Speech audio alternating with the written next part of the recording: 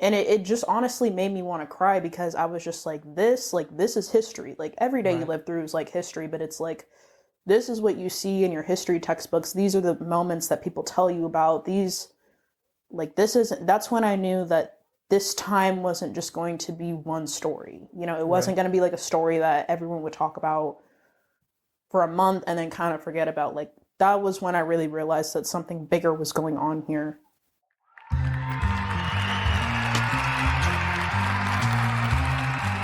What's going on, everybody? Welcome to the Mental Wellness Show, episode 6. I'm so excited we're already on episode 6. Please welcome my guest today, Amanda Chamba. Hi. I'm super happy and excited for you to be on here. Thank you for coming on. Amanda, I just mentioned this to you like a minute ago about how just amazing you are, and just like from an outside perspective of just like your social media and everything, I just think you're a super respected person. Thank just you. like everything you've done, which we'll get into in like the past couple years, and just how far you've come just from what you told me about high school and where you're at now. It's amazing. That's just how I can kind of put it, you know?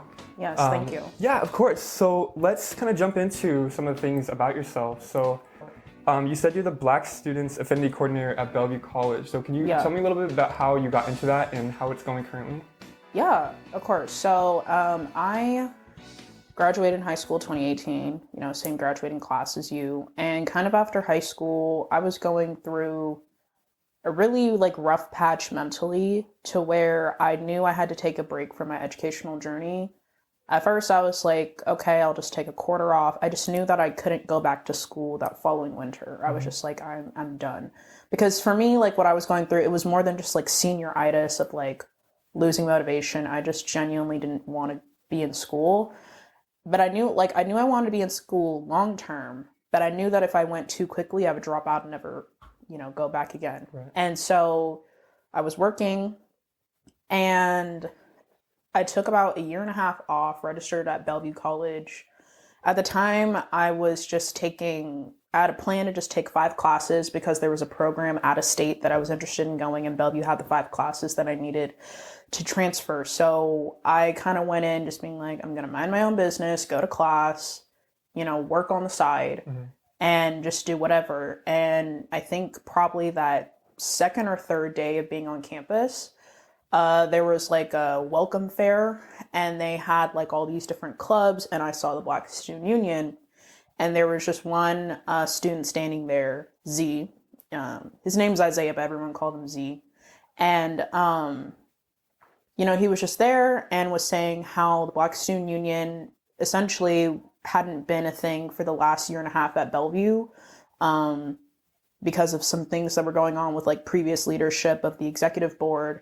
And, he was starting it back up and said that he needed help advertising on social media and asked if I had any experience with that. And I was like, not really. Like in high school, I had my own club, Fit and Fashion Club, that I did with another acquaintance of mine. But we weren't really like posting on social media. We were like a bigger club out of all the other student organizations, but we didn't have like a budget or anything. I liked posting on Instagram and Snapchat and just things like that. I didn't say yes at first. I was just like, let me think about it. I remember their meetings at the times were on Wednesday, and I was working on Wednesday. And probably for like 2-3 weeks, I would kind of just message him on Instagram and would just ask him, what was going on at the meetings. And it just I just kept thinking about it because like our high school didn't have a Black Student Union until literally 2 months after we graduated. We kind of just had like one opening meeting and that was it. There was like no events or anything. And so I felt like it was a good opportunity to kind of just learn, like be in a setting with other Black students, because I didn't have that in high school. Like in high school, most of my friends were Black, but it wasn't like, we were friends. Like we just did things that friends would do. We weren't like fighting for a bigger cause. And so I hit him up probably after like a month, and I was like, you know what? I'm going to switch my work schedule around. Like, I want to see what all of this is about. And so at the time, this had happened the weekend before Martin Luther King weekend. So in Seattle, there's like a big rally. It's actually the biggest celebration in the West Coast, where they essentially at Garfield High School have like rally, street fair, protest, a free community meal, all in honor of like Martin Luther King. And that's where I actually found out that King County is short for Martin Luther King County, which I had no idea. I just thought it was like King County. I didn't know either. Yeah, and sorry to interrupt. I forgot to do this during the actual podcast, but if you love Amanda, if you guys want to support the show, hit that like button, hit that subscribe button, share it. If you guys are listening, please write a review on Apple Podcasts. It'll help us out so much. Thank you, and enjoy the rest of the podcast. so like just the fact that the area I've lived in all my life was named after Martin Luther King, like, you know, so went there, they gave me the login, I just like filmed what was going on, and it was fun, and I met so many cool people, some that I found out we ended up having like the same classes that quarter, and just from there, just going to the meetings, I just became immersed in this momentum of just, I wouldn't even say it was change, because I don't think we had like a mission at first. We just all knew that we came from the same identity and we enjoyed being amongst each other, because sometimes in our other classes or walking across the hallway or our professors didn't look like us. But together we found a home with one another. Like even in between classes, we would just all meet at the same spot and sit there for hours. And so I found myself, even if I didn't have class, I'd be on campus from like 9 a.m. to like 8 p.m. Just like hanging out, studying, eating, laughing, doing whatever with the Black Student Union. And so we did all of that. We ended up having a trip in Atlanta where I just even became more closer with everyone. And again, at the time, my position, I wasn't a part of like the executive board, but they kind of gave me like that leadership role, and Black History Month was kind of around the corner, and we were trying to figure out like what to do, you know, as the Black Student Union. I think at the time our membership was about almost 200 students. Wow. And so in the midst of trying to plan Black History Month, there was like this huge scandal that like happened at my school. It didn't have anything, it was a racial scandal, but it had nothing to do with like Black students. It was a target against the Japanese American community. But we as a Black Student Union felt like there was something that needed to be done, because currently the club which at our campus it's called APISA, Asian Pacific Islander Association, they weren't very active. And so we felt like there was a student voice that needed to comment on what was going on campus. But unfortunately, because, you know, the club was just kind of like restarting up, we couldn't hear from those students. So we as the Black Student Union, we called the press, we called the Seattle Times, we called Cairo 7, all those people did interviews and really just made what was going on at the forefront. And through that, this kind of, I guess you could say, passion for activism just kind of evoked out of me. It just felt good to, I've always been an outspoken person. I've always have been someone who wanted to, if something was messed up, I was always that person who would call it out. If there was someone who I felt like couldn't speak up for themselves, I would try to speak up for them. And doing it this way was a different way that I didn't think I could tap into this personality trait that I already had. Right. Because I always told myself I wasn't into politics, because I just saw politics as like Democrat, Republican, who's the president. I'm still not into all of that. I educate myself, and I think it's important. You know, I vote, I do all of that, but I don't have like presidential debates with people, right, that kind of thing. But politics is ultimately, you have to be political, because you have to know what is going on around you within the world, whether right, it's, you know, here in your backyard, like in Seattle or Washington State, or, you know, international. Like, you just have to have some kind of awareness, and you can't just willingly be ignorant, was what I had to learn. And so after all of that, we were on this great momentum, but then COVID had hit. And so all that momentum had kind of shut down in terms of like the plans that we had wanted to do, because, you know, we were all remote. No one really knew what to think of COVID. You know, we all thought it was going to last a month. Right. And then as it started lasting longer, that's when, you know, Ahmaud Arbery had his thing going on. That was when George Floyd happened. And that particular spring quarter, I was taking a class called Loving Your Blackness and Brownness. So it was other Black and Brown students. There wasn't like a curriculum. There wasn't readings. We were just talking about how it felt to be a Black and Brown student, how to like embrace yourself with that. Because a lot of people, I don't think this was ever the problem with me, but a lot of people don't like their race, because it just comes with a lot of added pressures. It comes with systemic barriers. And for some people, it can be hard to accept that. Mm-hmm. And so we were talking about in this class, like for an hour each week, what was going on in the world and how we felt about it. And I remember, I think it was, I would have to search my phone to find the exact date, but I remember sometime in May, I want to say like May 31st, that number just kind of strikes out to me, was the first big protest that was happening in Seattle. I remember it was like published on Facebook. 30,000 people said that they were going to attend. And so me and about 12 other people were like, let's go protest. I've never had protested before, but something just told us to do it. So, we went, packed up, did whatever we had to do. A lot of people were kind of telling us I actually remember the night before, there was a few impromptu demonstrations. I remember seeing where someone had a few people had smashed the window of an Amazon Go store, and how the police were getting a little rowdy, but we were like, oh, we'll be fine. It'll be a much bigger crowd there. We're not going to do anything. We didn't come in with the mindset of destroying things. We were just we just want to protest and go home, essentially. And so we went there, we pull up, and I just remember seeing, I don't know if you've ever been to Westlake Center in downtown Seattle, but you couldn't even see anything because everywhere you looked, It was just flooded with people. You couldn't even see the street a mile ahead from you. It was just heads everywhere. Was it overwhelming?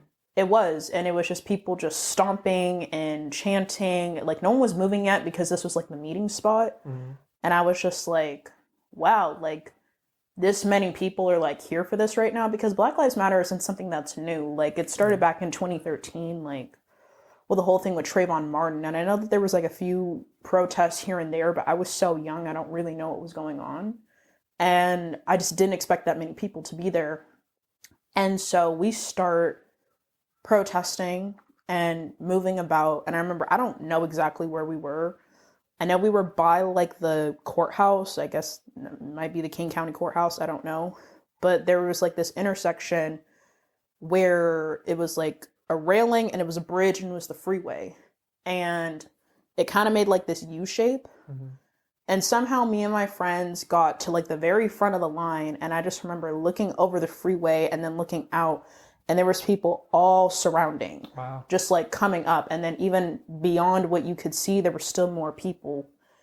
And it just honestly made me want to cry, because I was just this is history. Every day you live through is history, but it's this is what you see in your history textbooks. These are the moments that people tell you about. That's when I knew that this time wasn't just going to be one story. It wasn't going to be a story that everyone would talk about for a month and then kind of forget about. That was when I really realized that something bigger was going on here. And we went to one of the precincts, I think it was whatever one's in downtown, not the one in Capitol Hill. And the police were there, faced off or whatever. Everyone was pretty calm. There was kind of this bar railing. And I remember sometimes people just in the midst of yelling, they would shake it a little bit sometimes. And the police would kind of signal simmer down, and then people would. And I just remember live streaming the whole thing. We're gonna jump into a separate segment now. Yeah. Do you know about Max's sizzling question? We'll get the fire going. Oh, okay. So the current record right now is 12 for 18 questions right. So 2 out of 3. Okay. So if you're trying to beat that, just let you know. Okay, so let's get into it. Are you ready, Amanda? Yes, I'm very ready. Here we go. Mm-hmm. Located at the boundary of Canada and the US, in what state can you visit Niagara Falls?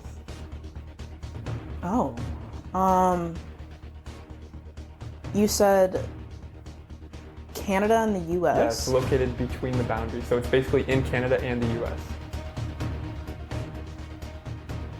Is it, okay.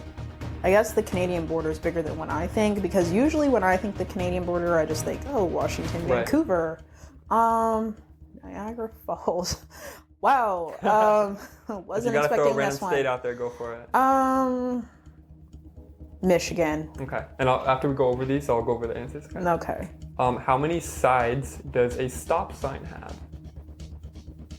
8? Name 4 different coffee establishments. Oh, Starbucks, Mercury's, Tully's. Is that even a thing? Yeah. Do you remember like Tully's coffee? Yeah, it used to be all around. I'm sure they're still out there. Dunkin' Donuts. That's 4. Was the first automobile created before or after the year 1900? So did a car come before or after the year 1900? Before. Which one of these animals is the state animal of New York? What? A raccoon, a beaver, or a moose? I'm gonna go with beaver.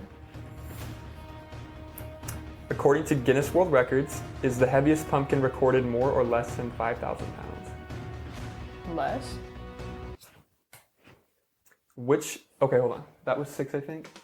Okay, so that was round 1. So, here we go. How many sides does a stop sign have? You said 8. That is correct. Yes. Name 4 different coffee establishments. We got Starbucks, Dunkin' Donuts, Tully's, and Mercury. Yep. Correct? All coffee establishments. Was the first automobile created before or after the year 1900? You said before. That is correct. Yes. 1886. You're doing really well. Which one of these animals is the state animal of New York? The options Beaver. were raccoon, beaver, or moose. You said beaver. That is correct. Yes. You're on top of this. Because I just feel like there are no mooses in New York. Right. You know? That makes sense. Yeah. Located at the boundary of Canada and U.S., in which state can you visit Niagara Falls? You said Michigan. The answer is New York. Which I would... What? Which is weird, right? That is weird. Yeah, it seems weird, but it is New York. And I think it's because when I think of New York, I think of New York City. Yeah. But there's obviously more to it than that. Right, so, right. So yeah. Never would have guessed. Last one for round 1. According to Guinness World Records, is the heaviest pumpkin recorded more or less than 5,000 pounds? You said less. That is correct. Yes. The heaviest recorded was 2,702 pounds, so quite a bit less. Yeah, because I'm like, a 5,000 pound pumpkin just doesn't seem accurate. Yeah, that's a lot. Yeah, that's a lot. All right, guys, so we're going to... Because I just wanted to get everything on video. I remember that too. Yeah. And so I just wanted to get every single moment. And I saw all these people just coming in the live stream. I've never done a live stream before. But it was just cool seeing just like all the comments like popping up in the live stream, how many people were watching and how many people were just interested in like what was going on. And I just remember everyone telling me to like be safe, but I'm like, I am safe. Like, I'm not going to do anything. But like 20 minutes later, allegedly someone had threw an empty water bottle and it hit a police officer's helmet, and that ticked off the whole squad. So they start coming out with their pepper sprays. Everyone's kind of at this point like backing up from the barricade. And I remember my friends, like half of us were up front, half of them were all the way in the back. And everyone kept telling me like, Amanda, like you need to come back here with us because things are going to get crazy. And I was like, no, like whatever happens next, like people at home need to see what happens. And so I just kept recording. And I remember I was like at the end of this block, just kind of watching things. And there was like flashbangs. And I was like, well, that's crazy. And I saw them throwing like the pepper bombs, but it takes a while for it to like sink in. So I'm like, what is this going to do? And I took this video and it's still up on my story. I think it has like 2,000 views. And it just like hit me. Like I just felt myself like losing breath. And at this point, none of my friends were around me. Like not a single one of them. Because at this point, everyone's just leaving. I remember across the street, there was some parking garage that was literally set on fire. Like the entrance was just set on fire. Because then people in the crowd start responding back and throwing like fireworks and like things like that. And so like as I was like losing breath and like your eyes become blurry and it just like, it's one of those things where it takes a while to sink in, but like when it hits you, it hits you. So it's like I couldn't see, I could barely breathe, and all I knew to do was just run. And so there was like this staircase, and I ran up it thinking I could like cut through down into the other street, but there was like no entrance there. And I remember like on the live stream, I was coughing and coughing, and I was like, I gotta go. And I end the live stream, and the second I end the live stream, I like hit the ground. And I was like unconscious, and all these people had to like help me. People were like throwing like milk in my eyes because apparently like milk helps with the pepper spray. All of that, people like gave me water, and it was just also that was not like cool, but just like surprising to see that like people who didn't know anything about me Right.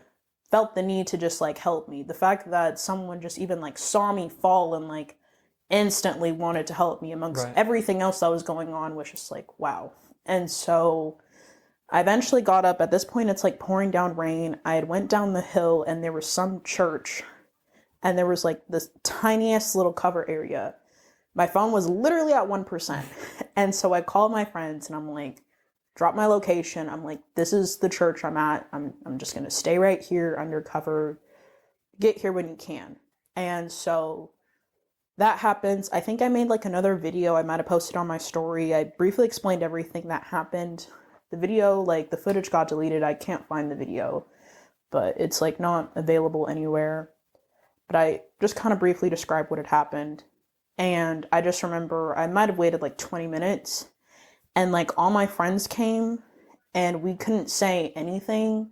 All we did was just look at each other and then just cry because it was just so much. It was just like, why did this happen to us?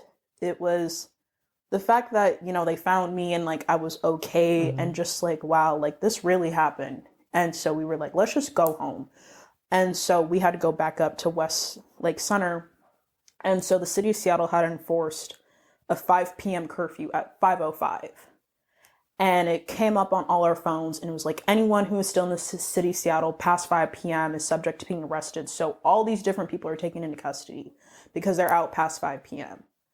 And luckily we weren't one of those people, but we, you know, made it home safely and everything. But even just then, people were setting police cars on fire. People were breaking the windows of Nordstrom and Old Navy's, just like taking things. But I wouldn't say it was the majority of people. It was like, there was the protesters who were just kind of trying to find their way, figure out what their next move was. And I think there was just like random people who were just amongst the street of Seattle who started doing those things. Because you could see that even, like I have videos of it, like it wasn't like 30 people running into Old Navy. It was literally like 2 random people who just like broke stuff and threw it all over the street simply because they could. Right. You know? And then we like got home and as I was checking like Instagram and Facebook, that's all people kept saying. Oh, these angry protesters, they're just destroying property. Like they're not protesting. They just wanted to come and destroy things. Right. And me and my friends were like, that's literally not what happened. Like even out, like we saw so many people that we knew who didn't travel with us. And we knew that they weren't doing the same thing. Like people who were at the protest were sending me all these videos. I remember it was on the news, but someone had basically stole a gun from like one of the police cars and was just going around aiming it at people. Wow. And my friend had sent me a video. In the video, you couldn't see the guy, but you just kind of see like she was filming like what was on the street. And she's like, there's a guy with a gun. Like there's a guy with a gun. Like he's going to shoot us. There's a white guy with a gun. And you just like hear the cries of the crowd just like basically afraid for their lives. Because on top of having to be worried about being taken into custody by the police, being harassed, even other people's cars were like getting vandalized and things like that. Now you have to worry about some white dude chasing you with a gun and you don't know if they have a gun just to have a gun or if they really want to harm people. Right. And so, you know, just seeing all of that and like coming home and just seeing the narrative that was behind what everyone was saying, and it was really frustrating to watch. I was just like, this is like not what we're supposed to be focused on. Right. You know, it's like the buildings and the windows and the cars can all be replaced, but Black lives or any life that is unjustly taken, it's gone forever. Right. And the fact that people were trying to like spin the narrative and basically say, well, I support the movement, but Black Lives Matter, but it's like, if you have to add a but at the end of your statement, then you're not with us. And that's okay, because, you know, I think there can be a lot of growth and meaningful conversation and disagreement, but it's just Black Lives Matter, period. It's not Black Lives Matter, but this, that, but there is no but. It's either you, again, align yourself with what it is that's happening or you don't, and That's fine. And that was when I think I really became, I guess for lack of a better term, political. That was when I really started like learning that like Black Lives Matter isn't just one life or a couple hundred lives, right? Because this kind of stuff that happens to George Floyd has happened before. It's continued to happen. It'll always happen. Not everyone just gets the same immediate attention, but Black Lives Matter is bigger than that. It's Black Lives Matter when you're in the workplace and Black employees are getting micromanaged or paid less simply off the basis of their skin color. Black Lives Matter when, you're in high school and, for example, I would just get hit with all types of, I don't want to say racial slurs. No one called me the N-word or anything, but just things like, because I was so outspoken and I stuck up for myself, people never described me as that. People never said, oh, Amanda's outspoken, she knows how to defend herself. It was, Amanda's loud, Amanda's ghetto. It was just all these negative things that were based off of my race and gender as a Black woman. But then, Abigail, this is a theoretical person, could go and say the same thing that I'm saying. If someone was harassing her and defended herself, it'd be like, wow, she's like really confident and like knows how to stick up for herself. But it's like, Right. if I did it, I'm doing too much. I like to argue. I'm aggressive, things like that. And so I realized that Black Lives Matter revolves around different experiences that Black people just have to face on a daily basis, both directly and indirectly. And I think especially here for the setting of like Washington State and Seattle, the indirect is what goes unknown. Because like I just said, I've always grown up in predominantly white institutions, in predominantly white neighborhoods. No one has ever called me the N-word or said anything that's deemed as racist. But I faced racism all my life within different ways. Whether when it was me in 4th grade telling my white teacher that I was being bullied by a group of white girls, and then she changed the narrative and said, well, you deserved it because you're being annoying, Right. And then those same girls turned around. I remember one of them, like we were playing at recess and she fell. She then lied and told our teacher that I pushed her, even though I didn't touch her at all. I wasn't even remotely close to her, but then I was immediately punished. Right. Just off the basis of my skin color. And, just all these different things. And I think that narrative is one that's not spoken of enough. Because whenever as a Black person, when Black people continue to say, this happened to me because I'm Black, there's always, I don't want to say that one person, but there's this alarming, significant narrative that says, well, are you sure? Are you sure like that didn't happen? You're being sensitive. There's always that one person who literally doesn't know anything about what you're talking about, trying to tell you otherwise. Right. That didn't happen, trying to say that, you're overreacting. And from there, in that momentum, it was really important for me and the rest of the Black Student Union to continue creating this like space of Black Lives Matter in different ways. And so our next big thing that we did was we had rented out an Airbnb somewhere like in the International District. And this is when CHAZ/Chopped was established. And none of us had went to it. Like after that went to many other different protests in Seattle. At this point I was protesting like probably 3-4 times a week. Wow. Because it was COVID, like there was nothing else to do. And so I just was protesting.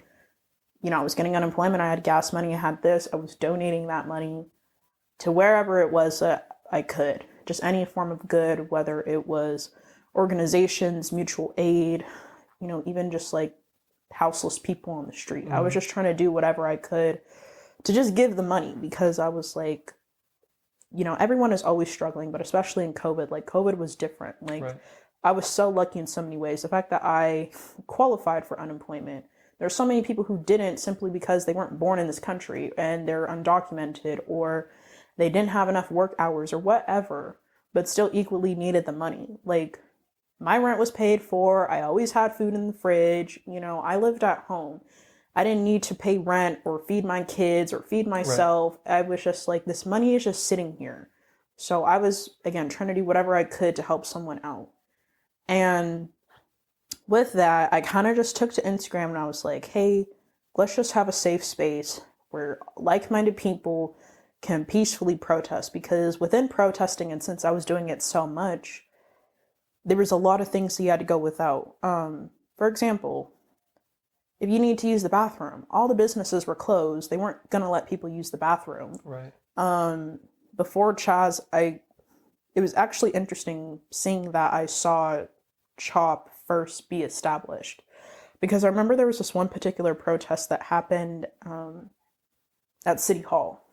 And like Mayor Durkin came out and like the whole shebang. And it was like honestly the most peaceful thing I've ever been to in my life. I didn't see it on one news outlet. The Cairo 7 was there, Seattle Times was there, everyone was there. I spoke to many different news reporters, not one single one of them posted it because it wasn't what people wanted to see at home. It wasn't the crazy, destructive Black Lives Matter kind of narrative that the rest of the world was posting out there. It was nothing but peaceful. And I remember after that, like essentially the protest was that,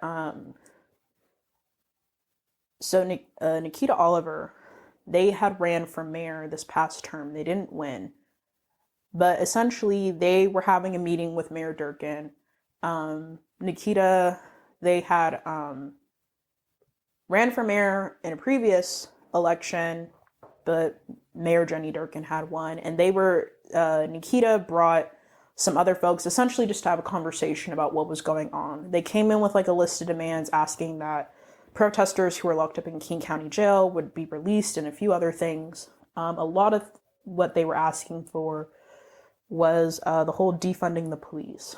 And that's controversial in itself, but essentially they were asking that instead of all this money going into law enforcement, that it's instead reinvested back into the community. I believe the ask was like $2.4 million because the Seattle Police Department alone gets over $10 million. Wow.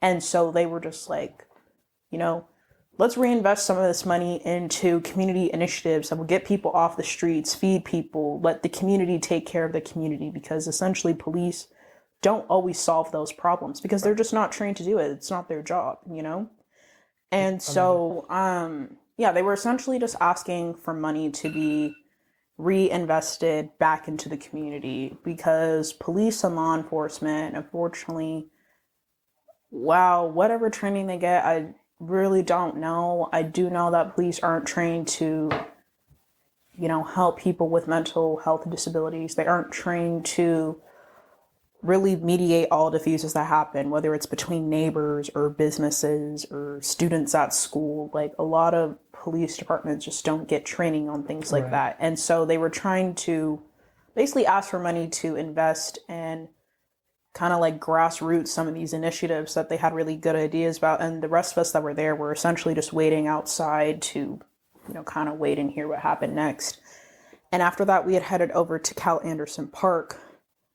And there was people in their SUVs and their food trucks with wagons, with granola bars and waters and chips. Some dude literally was standing out there grilling burgers for everyone. Domino's, which was like half a mile down the street, came out with just boxes of pizza and said someone in the community ordered 200 pizzas. Please take all of them. Like there were so many people who were trying to, still be a part of the cause, but maybe they didn't want to be outside. Maybe they couldn't because they had other people to consider, still COVID. There's still safety precautions to think about. And so people were really trying to like do whatever they could. And essentially everyone after each protest, because there'd be protests, like there'd be one at 9 o'clock, there'd be one at 2 p.m., there'd be one at 8 p.m. And in between whatever else you had going on, Cal Anderson Park was just like the meeting spot where you could go eat some food. They had porta potties, whatever. And so that was how CHAZ became. Then they started adding, nurses, and then they started adding just all these different elements. And it had been a while since I'd been to the park. So I think it was like June or July 19th, one of those days. We had went out there. Actually, no, it was June 14th. We went out there. I kind of just posted this idea. I was like, I just want to have like a safe space where everyone can protest. And so many people were like, again, I can't be there, but here's $20, here's $100, here's this, here's that. Next thing I know, there's like $800 in my Venmo account. And so I just get this huge Airbnb, and I just told everyone, I was like, give me $5. I'll have food, I'll have snacks, I'll have posters, I'll have paintings, and we're just gonna protest. My school had chipped in. They gave us like $1,000. They made us like snack packets, and all these different things. And so yeah, they had given us like snack packets, waters. I think they literally gave us like 300 water bottles. Like the fridge was just full of water. Just all this stuff. And essentially all I did was call Domino's, ask them to deliver the pizza. Oh, wow. I got some sandwiches. We had way too much food. And essentially people were just coming in and out, grabbing some food to eat. We had paint, glitter, literally anything you could put on a poster, sticks. And we had all like Ubered. We had like this whole Uber system, and we had just Ubered over and walked. And I was extremely disappointed with CHAZ because it was very apparent that people weren't there for the right reasons. Right. Immediately once I touched the ground, I saw groups of like 14-year-old girls being like, oh my gosh, let's pose in front of these murals. Like, they're so cool and aesthetic. And I'm like, okay. Then I walked over, I saw where there was like this huge, maybe like half-a-mile tent of just like canned food and goods for like the houseless community to like eat off of, you know, and do whatever. Anyone who was really in need, like, you could just grab as much as you want. There was like nurse aides and things like that. But then when you got to the park itself, there was just people sitting around eating free grilled hot dogs and posting on Instagram. Right. Like it was a street fair, or like a Capitol Hill block party, or the Bite of Seattle, you know, all these things that got canceled. And it became apparent to me that people were going to CHAZ because at the time, pretty much all the parks were closed. So you couldn't go to the park and hang out. If you invited like 2 or 3 of your friends over to hang out and posted it, you looked like, then if you went to a Black Lives Matter event, you looked like you were about something and people left you alone. But then when Black organizers would come out and would ask the crowd of thousands of people to protest, everyone just sat down and acted like they were crazy. And so eventually, like me, the people that I came with, we teamed up with maybe about a couple other dozen people and ended up doing like our own little impromptu protest. And I remember just like making a post about it because actually at the same time that I had visited there, me and a couple other dozen people were planning a protest here in Bothell. And I remember someone in the chat had said, oh yeah, go visit CHAZ. It's just like a cool opportunity to hang out. And I was like, no, if you want to hang out, stay home. Right. Like, you're not going to go to CHAZ. You're not going to disrespect the momentum that these community leaders have built for this just to hang out and be amongst your friends. Because everyone was like, it's a community with no police. If you really think that there's obviously were like undercover cops, like there's no way that the city of Seattle was just going to have like a community like this and not have anything. Like, there were people that were planted there telling, you know, government officials what was going on and things like that. Of course, Fox News had came and they eventually got called out for it by the Seattle Times, but they had like photoshopped photos basically of like, they basically like mocked up photos of military militia standing out there saying that people couldn't come in and film, which just wasn't true. Like, you just walked in and you walked out. But yeah, and kind of from all of that, I was still essentially just the going back to the Black Student Union. Through this whole time, I had still remained just the social media and outreach coordinator. And our Black Student Union coordinator, who's like above the president and kind of oversees the whole organization, they were like still working through the pandemic and couldn't necessarily like be there for everything that we were doing. And through this, a lot of people were just like, Amanda, like, you need to be the coordinator, you need to be the president, like, you need to do something more than you are now. And I was like, no, because to me, I don't care about titles. I don't need to be called the president to be a leader. I don't need to be called the coordinator to be a leader. I just do me and whatever it is that I'm supposed to do. Like, I'm just very unapologetically myself. I don't care where I'm at, who I'm around, what I'm doing. I will stand by what Amanda stands by in every space that I walk into. But that October, when we had started the new school year, the coordinator had called me and was like, I can't do this. Like, I'm really behind in school. I'm quitting, and you need to apply for the new coordinator's position. And I was like, okay. And now that like 5 other people had applied, I don't know who they were and what their credentials were, but I got the job. And so with that, I became the Black Student Union Coordinator. And through that role, I came in at a very awkward stance. So I described earlier how when I had joined, we had this whole team of people, 200 students, and everyone was actively engaged.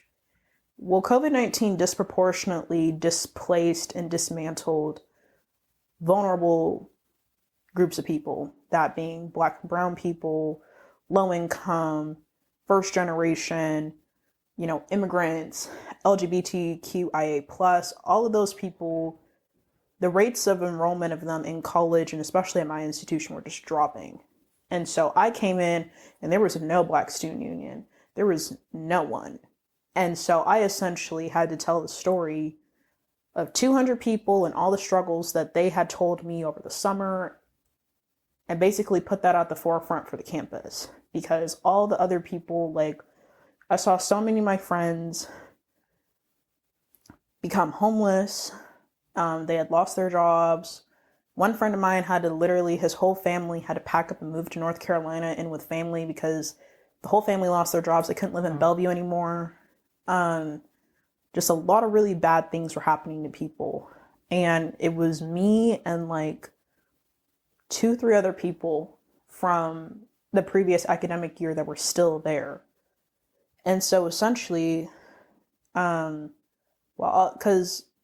as the coordinator, there are other coordinators like on the campus that represent different groups. So there's like Arabic culture, Latinx, the LGBTQ coordinator, and a few other groups.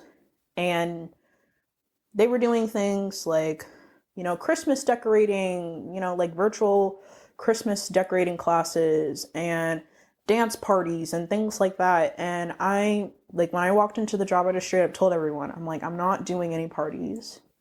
I will be happy to attend yours.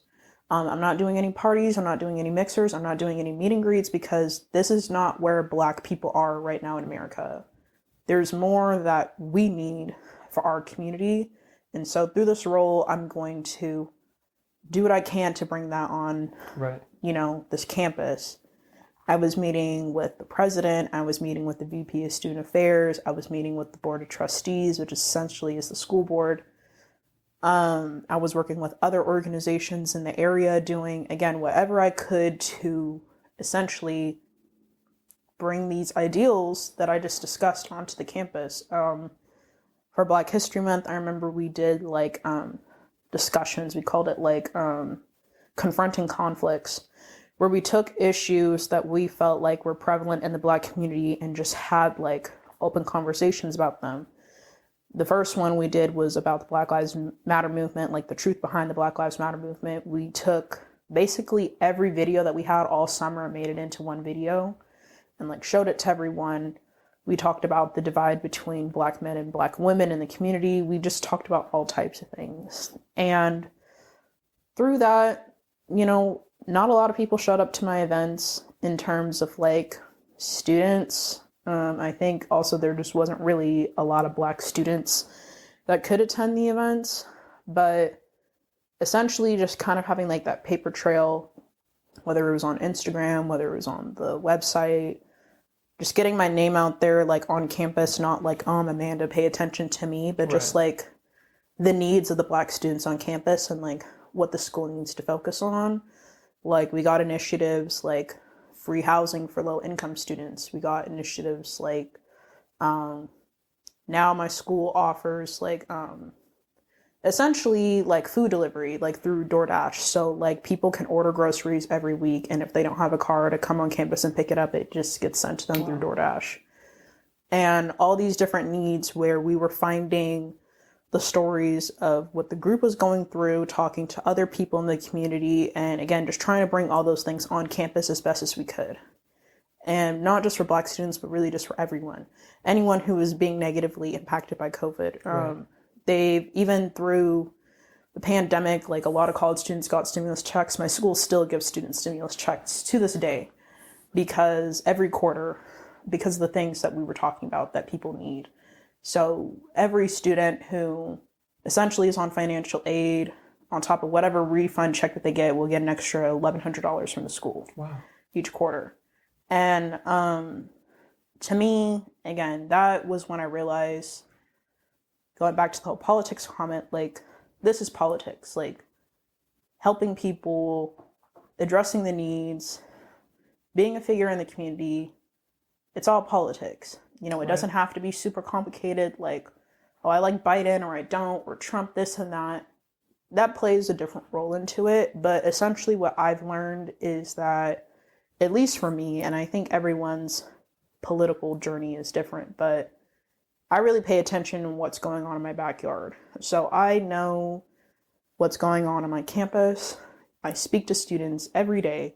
I ask them their needs, whether they're Black, white, Asian, I don't care. Because I think that that's what's important to me. You know, I've been going to Bellevue College now. Next January will be 3 years. You know, that's my community. That's my way of being political. For other people, that's paying attention to their state governor, that's paying attention to the president, that's whatever. But I think everyone needs to find their own journey of what politics is for them. And really just, you don't have to be at the forefront, you don't have to hone into it, but you do need to be aware of what's going on. Right. I'm going to go into round 2 now. Oh, okay. You're 5 for 6, by the way. Keep it up and you might become the champion. Yes. All right, this one is catered to you a little bit. Oh. Which one of these was Chick-fil-A's top ordered menu items?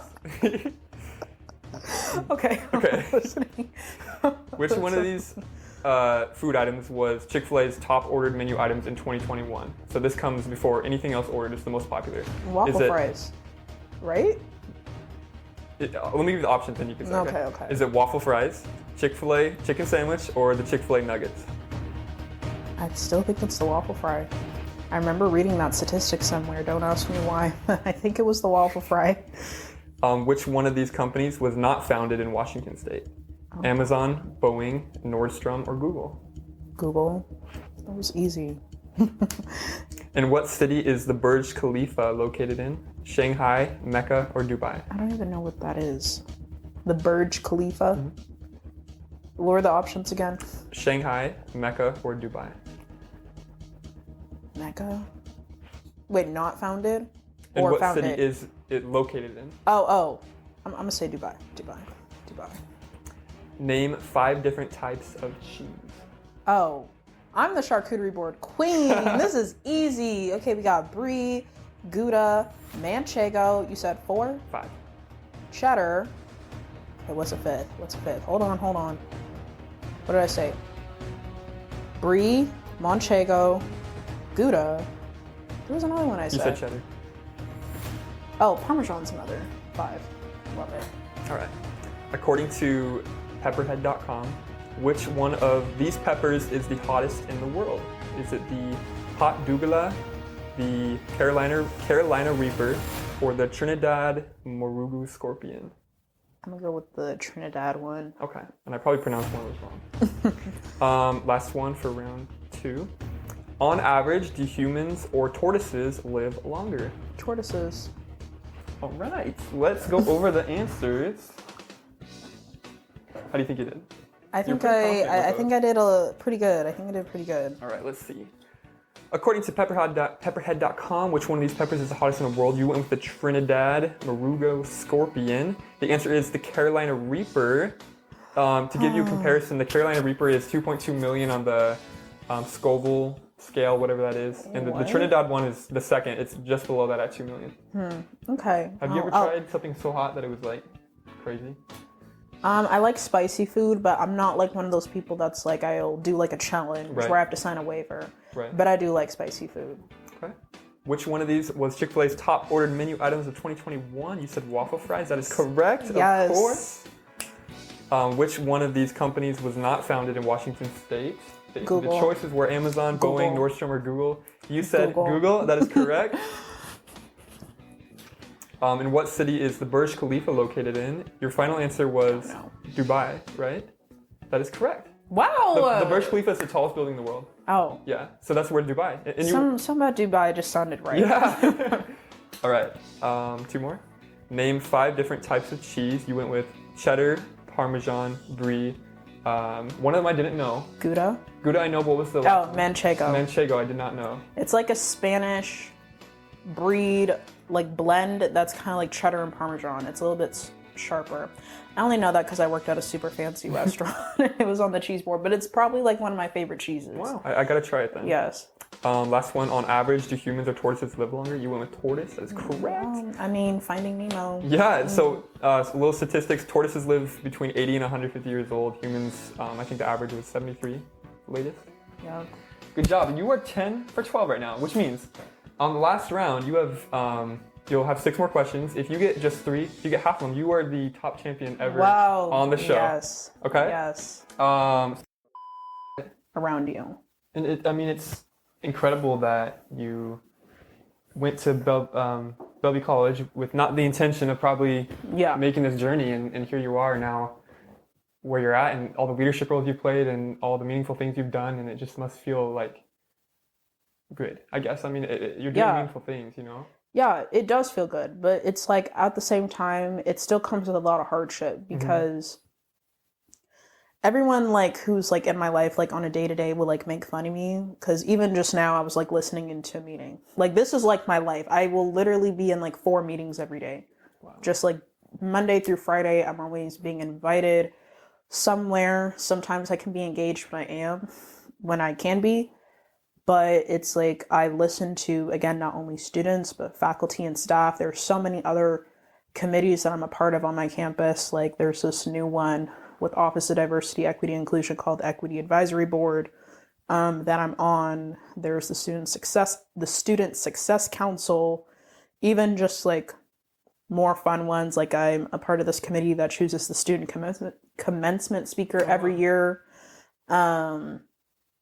I really just do what I can just to like listen to people, to meet people, because I won't be at Bellevue forever. Right. And I think that whoever I can pass on whatever institutional knowledge that I have, the better, because through their journey, if they're here an extra year or an extra quarter after me, they're going to do that same thing to someone else. Right. And it's really just about continuing the story, because there's always going to be, you know, a new president of the school, a new VP, a new this, a new that, but real change isn't going to happen when you're not bringing those at the bottom to the top with you. Right. So I don't look at my role as, oh, look at what I'm doing.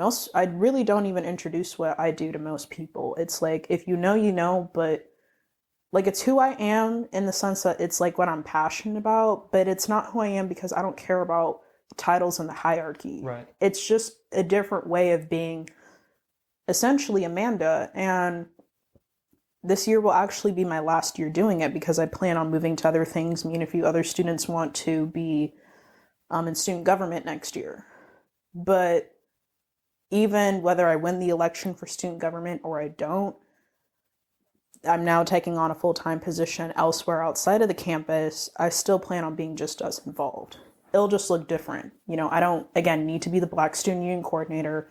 I don't need to be the vice president of Bellevue College or the student body or whatever it may be to make a difference or make an impact. Right. It's just amazing. And I'm sure anyone watching, just listening to Amanda, just how much passion she has behind this, it's amazing. And like I mentioned before, I think just a lot of people respect you for what you've done and what you're doing. And I think not a lot of people do the things you're doing, you know? Yeah, thank you. So, all right. Well, I'll just go over the first one. So, growing apart from relationships after high school, and just kind of becoming your own person. you want to kind of talk about that? Just, I guess, the transition. I mean, we just spent a lot of time kind of the transition from high school to college, but Yeah. in terms of kind of finding yourself, you want to just kind of... Yeah. So I think like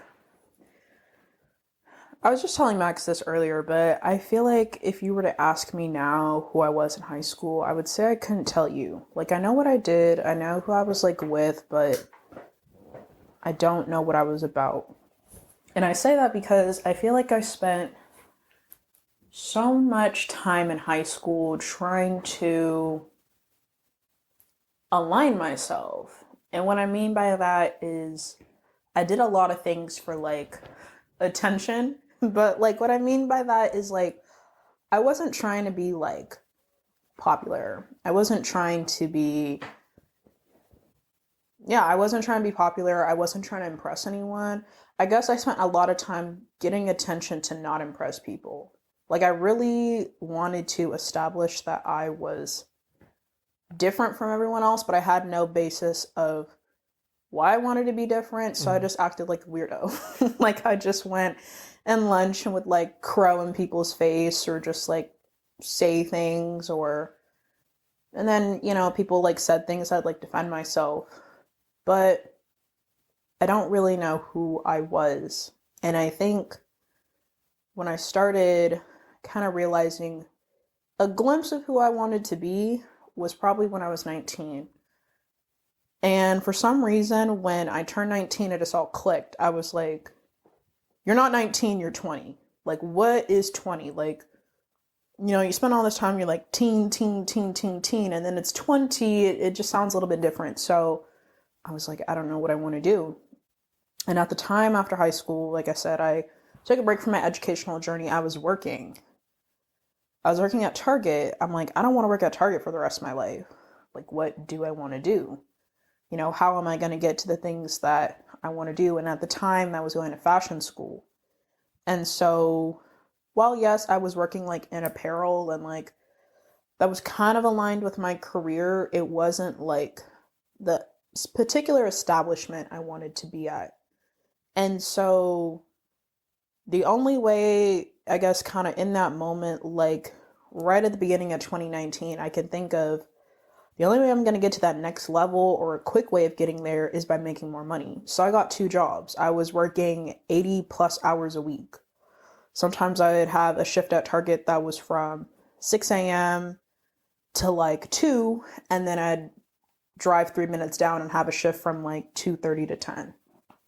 And I just did that like 7 days a week. I think actually when I first got the 2 jobs, I worked like something like almost over 30 days straight. Wow. No breaks, not a single day off. Sometimes I'd have one job off, not the other, but it was just 30 days straight because I didn't figure out a schedule. I kind of just fell into this job and went. And so with that and kind of being on this more entrepreneurial, more like self-development mindset, I realized that that wasn't where everyone else in my life was, which is totally fine. I think it was hard for me because in high school, and not only just high school, but just the environment in the city of which we grew up in, everyone does the same thing. You all have the same friends, the same teachers, you go to the same school, you know the same people, everything's the same for like 10, 13 plus years of your life. Same house, everyone grows up in like their hometown and there's not much change. And so it was weird for me to be in this place with people that I cared about and that I enjoyed spending time with and not seeing eye to eye like we had always done for the last like 5 years, right. 5+ years. And then on top of that, I think there was already natural strange in the friendships. I think I really just defined like what it means to be a friend. And I don't say this to hurt anyone's feelings, but looking back at it now, all the people that who were my closest friends in high school, I wouldn't call them a friend. Not that they're bad people, not that I hate them or that I dislike them. I want nothing but the best for each and every single one of those people. But they just, at least in the time that I spent with them, they may have now do this with other people. And the time that I've spent with them, I was gaining nothing from the friendship, not anything monetary, but it was just like, at least now, the people that are in my life, the friends that I have, they do something for me, like, internally. They hold me accountable when, I'm out of line. Mm-hmm. And not in a way that's, like, going behind my back and, like, gossiping about me, but just, like, in the moment, they will literally be like, you need to get your, like, this isn't you.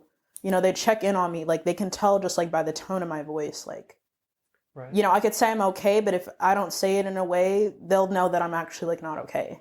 It's just, like, things like that. And I don't think I was getting that from those friends, but at the same time, I just don't think that maybe in high school, I don't even think I was giving that to them either. We just may have all collectively not been in a mature enough space to, like, be that, like, honest and, like, in depth with our friendship. I felt like a lot of my friendships or relationships were just built off of convenience. It was, we have the same class, we go to the same school, we do this, so why not be friends, you're more tolerable than these group of people. And again, not that I didn't like them, but I think that that's what it was. And especially now with the friends that I have compared to the ones that I have in high school, they aren't people that I see every day or hang out with every week because we have our own lives. But I can pick up the phone and call them and we'll talk for hours on the phone like we didn't see each other. You don't have to be around someone every day. You don't have to go to the movies with them every single weekend. The friendship isn't defined by activities and actions or wearing the same clothes or being interested in the same things. It's deeper than that. Right. And I don't even think I realized all of that at the time when I had separated myself from this group of people, but I think it's something that I'm realizing probably within the last 6 months. And not even just like out like with that particular instance in my life, because I think that was like my first big transition of transitioning out of relationships was, for lack of a better term, growing apart from the people that I had built a life with in high school. I think my second round of establishing better relationships was having to realize that I have to put myself first. So like I said, I was working 2 jobs. I was very like money and saved focused. I was like, I need to do this so I can get these things. And what I realized, especially like during COVID, is that money comes and goes. It's like right before COVID, I had what was the best job in my career thus far at, how old was I? 20 years old, lined up. And then within all these different variables that were out of my control, being the pandemic, it was taken away from me. And just realizing that I can't rely on an entity or a job or whatever to define who I am as a person. I have to find that within myself. And even with that, COVID, like I spent a lot of my time protesting, hanging out with my friends, doing the things that I wanted to do. And then when I got back into the workforce, which was 2020 of January, I was just very happy to have a job because I genuinely do like working. I like staying busy. I like doing something. But I really had to realize that and then on top of doing all of that, I was in school full time, so taking 15 credits worth of classes. And I was also still doing the thing with BSU. So I was working 2 jobs and being a full-time student and just trying to build a life on my own. And since I had moved out and I was living on campus, I then had to like provide for myself, make sure I had groceries and, whatever it was that I needed to live on a day-to-day basis. And I quickly ran into burnout because I felt and realized that I was always doing something for everyone or something else. I was hitting these sales goals for Nordstrom at the time to make more money, and they gave me less than like, I think my commission at Nordstrom was something like 6%, and it's like I would sell tens and thousands of dollars in a day or within a month or whatever. and then I just get 6%.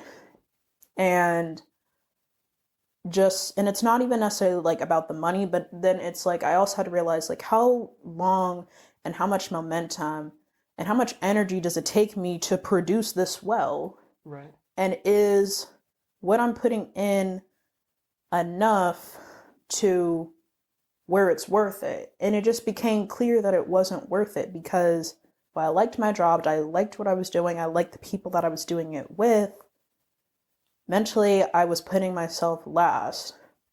And not to be funny, it's like last year, 2021, was the worst year of my life, probably thus far, because I just, from like April on until November-ish, I just had so many bad things happen to me. Like, it first started off with, I was taking out the recycling, and when pushing my arm down, a piece of glass had like cut me right here, and I had to get stitches. I couldn't work because I'm dominant with my right hand, and I also couldn't do schoolwork. And the doctor was basically like, you can't do this. And so I fell behind in school. Like, I got accommodations and stuff to turn in things late. And then, so that was something I had to come over. And then the second I came over that, I had a stalker. And at first it was kind of like this funny thing. I was like, oh, because it was like some 17-year-old kid that like lived in the housing building with me. I was like, oh, I have a stalker. Like, that's weird. But as time went on, and especially once I was like reporting the instance, this individual was making more and more effort to try to like contact me. So first it was texting me, then they started showing up at my house, and then it was if they ran into me, they would just like harass me. And over time, I kept wanting to deny it, but it really affected like my anxiety, and I just didn't feel safe anymore. Right. Because it wasn't like, and the reason why I didn't feel safe, it wasn't that this person from their looks was like intimidating or scary. I honestly had like I think this person wasn't even 5 foot, but I was just like, I just didn't know how far the situation was going to take itself. It's like, are you going to bring in someone else to harass me? Do you know where I work? Like, when is this going to stop? Because it seemed like every time I had got the situation under control, it just wasn't stopping. And with dealing with everything else and also having to be at work, then other things started to fall off. Like, I wasn't as attentive with BSU, and then I wasn't as attentive in school. And I kind of just got in like this headspace of, I don't want to do anything because all I was doing was just Nordstrom and then coming home. And kind of like with all that. And then there was like all these other little things that had happened, just like normal life things that like really weren't significant. And I thought my life had kind of slowed down. But then in July, my grandma had passed away, like very, very unexpectedly. Like, she just, in the middle of the night, had a heart attack while walking to the bathroom, and then was just dead within an hour. Wow, I'm sorry. Yeah, thank you. And that just kind of like, at that point, it was like the Nordstrom anniversary sale, and everyone was trying to like make all this money. And, you know, it happened on July 3rd. I think the anniversary sale had started like a few days after the 4th of July. And I just remember being there. I'm like, I don't care. Like, I don't care to sit here and make money for a company. And I just thought about, you know, how many hours and how many weeks and how many months could I have taken a weekend to like go hang out with my grandparents. And I did some of that. I think like the last time I saw my grandparents before that instance was like April. But it just made me think, it's like, I'd rather be doing things like that and spending time with the people that care about me than doing this thing that ultimately I don't care about once I clock out. I don't care about Nordstrom when I'm out of here. I only care about it in this moment. But people like my family, I care about 24/7. Right. And that, I think, was like when it really clicked for me that I'm like, I don't need to be here. I don't need to be making money. I'm fine. I can move back home. I can do what I want. I can focus on school, which is something that is actually a self-improvement thing for me, and then just figure it out. And so that's what I did. I left Nordstrom. like late August, and I was just doing the BSU thing, and it doesn't pay like really at all. I make minimum wage up to 19 hours a week. But I was saying this to you in the car, it was like I had never felt so happy in my life and so fulfilled, because it didn't matter how much money I had. Like, I had savings, I had things like that, but I didn't care about how much my paycheck was or how much commission I made for the last month. I was just like, I can do homework and then get up and do whatever I want to do for the day. Like, right. I can go hang out with my friends. I can go take a walk with my dog. I can literally sit down and do nothing and watch Netflix all day and be happy within my own self.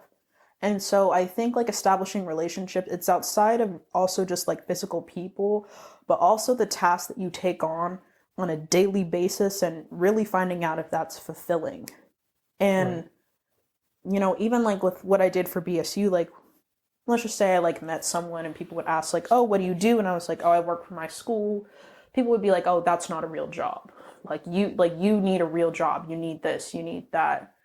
But it's like, even going back to high school with like Chick-fil-A, so many people made fun of me for working at Chick-fil-A. Like, so many people. Like, that was like it wasn't my first job that I ever had, but it was the first job like where I really took ownership of what I was doing and took it like really serious. Mm-hmm. And I was passionate about it in my own way, in that, not that I was passionate about Chick-fil-A itself, but passionate of being a good employee and being a good team member and helping people out, even if it was asking them if that's all they wanted in their meal, or, you know, like whatever, or cleaning the bathroom or whatever. I like helping people. Right.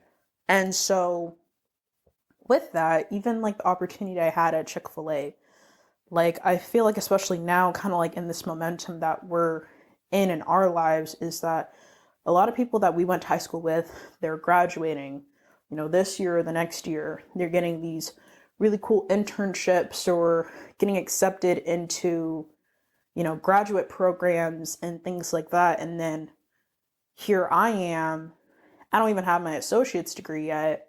And I'm like, where do I fit into all of that? But I just had to realize, like, it doesn't matter, because my success will come in its own way. Mm-hmm. And right now it has. It's like, with that Chick-fil-A, I was like on the marketing team. And I wasn't really doing much. I would just sometimes post on Facebook, help host events that were happening in the restaurant. I would take pictures with the Chick-fil-A cow and, you know, kind of just like things like that.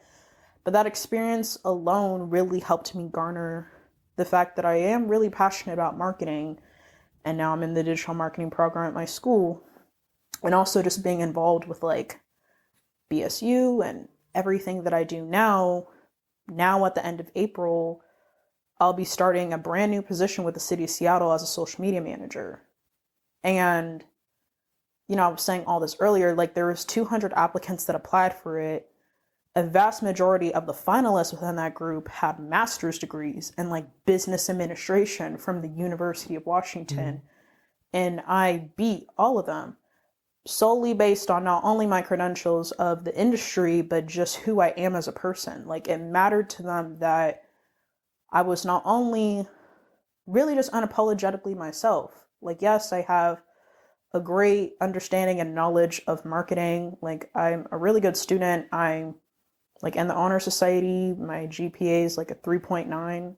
Like, I know what I'm talking about in terms of marketing, but then on top of that, I'm also culturally aware. I'm competent. I care about community and diversity, equity and inclusion, all these things that I think that not a lot of institutions and jobs prioritize. Right. And ultimately, I think that with being who you are authentically, without the fear of what people are going to think, whether that's a job, your family, or your friends, or whoever, just always sticking to you is the best option to getting you to where you want to be. Because now, even like within that job, I couldn't even believe that they even called me for an interview, because that job was so competitive and it pays so astronomically well. It's like, just getting that job alone, it's like I went from, I think, if I were just to stick with the BSU thing this year, since it is a part-time position that pays, I think the annual salary is like $13,000 a year. Mm-hmm. And now I'll be making such a life-changing, astronomically more money than that, to where it's like, it's almost hard to believe that like my life has changed just within a matter of weeks, you know? But then also just putting it into perspective, it's like, I say it makes sense, not that I think I deserve it, but just like hard work is everything and it looks different for everyone, Right. you know? So hard work for someone could be doing really good in high school and getting into a really good college, or being a really good athlete and getting an athletic scholarship, or getting a really good internship. But we can't compare ourselves to other people, Right. because our success is really different. And within that, even if your success is astronomical, you should always do it for the basis of yourself, because it's fulfilling, not because it makes you look good for a job. Like, that's always great. But if you're not happy in doing it in the process, I don't think it's worth it. Because I really do think that that will catch up to people. And like, you hear it all the time, 40, 50-year-olds who make great money, but they hate what they do and they're ultimately just miserable. I don't want a life like that. Right. I think that there is space for being happy and also just being free. Whatever free is, for some people that's financial freedom, the freedom of happiness, the freedom of access, the freedom of whatever it is. And success is different for everyone. But for me, it's ultimately, am I fulfilled, and can I be comfortable Right. within my own skin? Because I don't like being in environments where I feel like I have to dumb myself down to have a conversation, where I have to apologize because I may know more than other people in the room. Apologize because while I'm young, I'm very opinionated, but I still need to learn a lot because I am young. I don't want to do any of that. I just want to come in and be me, and maybe I'll make mistakes along the way, but I don't want to minimize who I am. Right. I love all that. There's so many points that I caught that I'm like, yes, yes, yes, and I want to make a comment on that. So we're going to do our third segment of Max's Sizzling Questions now. Get the fire going. Amanda is currently 10 for 12. She is well on track to potentially become the reigning champion, champion of Max's Sizzling Questions. So yes. Here we go. Let's see. 6 questions. 1, 2, 3, 4, 5, 6. Are you ready, Amanda? Yes. Final round. All right. Which solo artist has the best-selling album of all time? I feel like I heard this. Oh my gosh. Best-selling album of all time, solo artist. I may be biased, but I think it's Michael Jackson's Thriller. I wouldn't be surprised, but I could be wrong. I'm gonna just say Michael Jackson Thriller. Does the average human, adult, have more or less than 150 bones? Bones? Less? Which came first, pencils or pens? Pencils. Wait, no. Pens. The feather pens. Pens came first.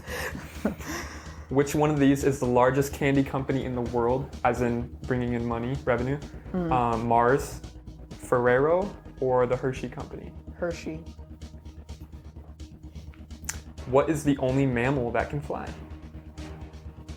I don't even know what defines a mammal anymore. I didn't really like science, to be honest. I looked it up, but to be honest, I forgot. A mammal, because isn't like a whale a mammal? But whales can't fly. I'm gonna look it up. What is it? All right, a mammal is a warm-blooded vertebrate animal of class that is distinguished by the possession of hair or fur. So it has hair or fur. I don't know.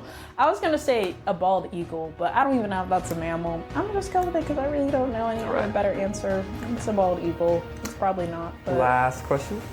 Which one of these cities is the largest by population? Is it? And let me tell you the pressure that's riding on this question. You're currently 12 for 17. If you get this right, you are the champion. Oh my gosh. Okay? If you don't, you tie with the other champions. Okay? Can't do that. Okay, which one of these cities is largest by population? Is it New York City, Los Angeles, or Chicago? By population. I think it is New York. All right, let's go over the answers. Let's see if she becomes the champion. So, Which solo artist has the best-selling album of all time? You said Michael Jackson's Thriller. That is correct. Yes, Michael I Jackson knew and it. specifically Thriller. Yes. Which came first, pencil or pens? At first you said pencils. I'm like, Yeah. but you got it with pens. Correct, Yeah, correct. the How about feather that pen. feather? Which one of these cities is largest by population? You said New York. That is correct. Yes. The statistics, New York City has about 8.3 million people. LA has 4 million, so like half. Chicago has 2.7 million. So New York's Yeah. way ahead. Yes. Does an average adult human have more or less than 150 bones? You said less. The answer is more. Whoa. It's 206. Wow. Yeah. Interesting. It is. Which one of these is the largest candy company in the world? It was either Mars, Ferrero, or the Hershey Company. Okay, wait, what is Mars? Mars is, so there's a Mars bar, but they also have several other very popular, I think M&M's, several other popular candies in there. Because see, you know what? I was going to say M&M, because I was waiting for you to say M&M, so now I think I'm wrong. I'm like, well, maybe Hershey is M&M, but no, I don't think so. So the correct answer is Mars. And, No way. but it's all good because I think regardless of these last two, you already, I'll say it in a second, but what is the only mammal that can fly? You said bald eagle or right bald eagle. The answer is bats. A bat. This was a hard question because you. Like, bats are gross. Regardless of that, you just became the champion of Max Sizzling questions. So anybody else coming on the show, you have to beat 13 out of 18 to get it right, okay? Bet you can't do it. Yeah, Amanda, that's pretty high honors there. Bragging rights, taking around Seattle, brag her at it. Yeah. So that all being said, we have 2 minutes and 20 seconds left. If there's anything you want to kind of highlight from earlier that you said, that can be your one advice to anybody watching from what you learned in life, go ahead and go at it. My one advice of what I've learned in life is be authentically and unapologetically yourself. Whatever that looks like, whatever that means to you, just do it. And I promise that, especially when it comes to like education, everyone can have the same credentials as you, whether it's a degree, this experience, but who you are as a person is what's going to set you apart. Love it. Okay, thank you, Amanda, for coming on. So much to talk about. I love where you came from and just where you're at now. And thank you guys for watching. I hope you guys enjoyed, and we'll see you guys next Thursday at 12. Peace.